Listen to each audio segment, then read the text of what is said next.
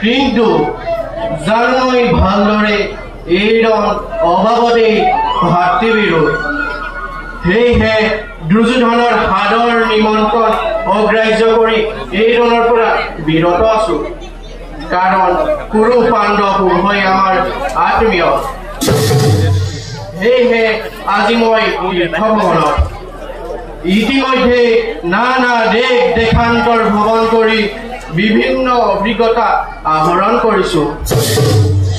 এবে যাওঁ মই কুৰুক্ষেত্ৰলৈ